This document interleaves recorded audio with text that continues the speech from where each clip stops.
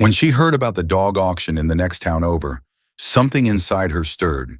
She didn't know why, just that she had to go. Her father agreed to take her, thinking it would be a good learning experience. But Emma wasn't going to just watch. She was on a mission, though she didn't know what for yet. All she knew was this: she was meant to be there, and fate was about to prove her right. The auction was louder than Emma expected. Gruff voices, barking dogs, and the clang of metal cages filled the barn-turned marketplace. The air smelled of hay, rust, and something sadder, like disappointment and forgotten promises. Most of the animals were working breeds: old farm dogs, retired K9 units, some barely able to stand. People wandered by, inspecting them like tools on a shelf. Emma stayed close to her dad, eyes wide as she took it all in. That's when she saw him. In the farthest corner, half hidden by a stack of crates, lay a German shepherd. His coat was dull and patchy, one ear scarred, and his breathing was shallow.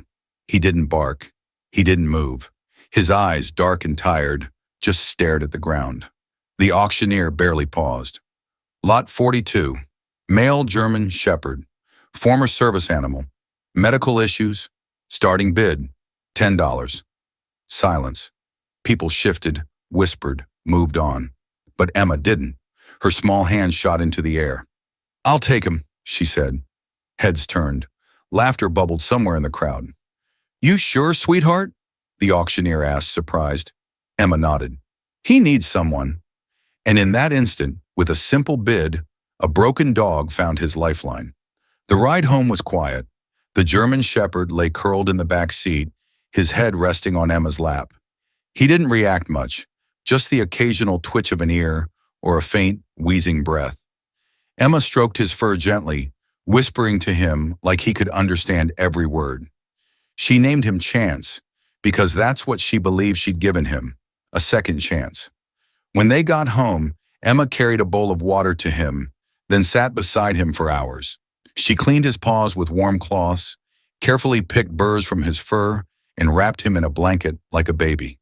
He watched her with tired, confused eyes, as if unsure how to accept kindness after so much time in the dark. Her parents were hesitant but couldn't say no to the way Chance's tail wagged, just barely, when Emma smiled at him. That night he slept at the foot of her bed, too weak to climb up but close enough to feel her presence. And for the first time in a long time, Chance didn't feel like he was waiting to be abandoned. He felt home. It had been a week since Emma brought Chance home, and he was slowly improving. His coat started to shine again, and he moved a little more each day. But there were moments, brief flashes of tension, when he would freeze, eyes wide, ears flat against his head. It was as if something haunted him. One afternoon, while Emma was cleaning Chance's collar, she noticed something she hadn't seen before: a faded tag hidden beneath the fur. It was old, scratched up, but still legible. The tag read, K9 Unit, Valor, in service. Emma frowned. Valor? She whispered the name to Chance, but he didn't respond. His gaze locked on something far away, far off in the distance. That night, Emma stayed up late, scrolling through news articles and police reports. She learned that Valor had been a top K9, a hero, but his career had ended abruptly. A tragic incident during a mission had left him broken, physically and mentally. His handler had vanished, and no one seemed to know what happened to him. It was clear now. Chance hadn't just been abandoned, he had been discarded, and Emma swore in that moment she would never let him feel alone again. It was a chilly evening when the emergency hit. Emma had been helping her mom cook dinner, and when a loud crash came from the other side of the house, her heart skipped a beat, and she rushed to the living room. Her younger brother, Max, was lying on the floor, clutching his chest, gasping for air. "Max, what's happening?" Emma cried, kneeling beside him. His face was pale, his breathing shallow and erratic. Chance immediately jumped up from his bed and ran to her side, his body tense. He sniffed the air, then locked eyes with Max. Without hesitation, the German shepherd nudged Emma aside and positioned himself between her and her brother. "Chance, what's wrong?" Emma whispered, but the dog was focused. His instincts were kicking in.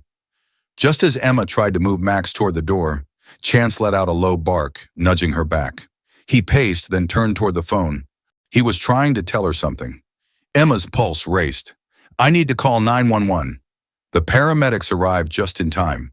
Max was rushed to the hospital, and Emma was left with her thoughts and Chance. The dog stayed close, never leaving her side. His eyes, once full of fear and confusion, now seemed sharper, as if he had known all along what needed to be done. News of the emergency spread quickly. The local news even picked up the story of the hero dog who had saved his young owner's brother. That's when Emma received a surprising call from a retired police officer who had known Valor during his service years. "He was a top dog," the officer said. "We never knew what happened to him after the incident, but it's clear he never lost his instincts." The next day, Emma took Chance to the vet. The doctor was astonished. "This dog, he's not just a survivor, he's a hero too." And suddenly, Chance wasn't just Emma's dog, he was the town's hero. Months passed and Chance grew stronger. His coat had regained its shine, and his once tired eyes sparkled with life. He and Emma were inseparable, whether it was playing in the backyard, going for walks, or simply lying together in quiet companionship. But Chance's journey wasn't just about survival, it was about rediscovery. He had a purpose again, not as a service dog, but as a protector, a companion, and a hero in his own right. Emma smiled as she watched him sleep beside her. He had found a home, just as she had found a friend. And in that moment, Emma knew something.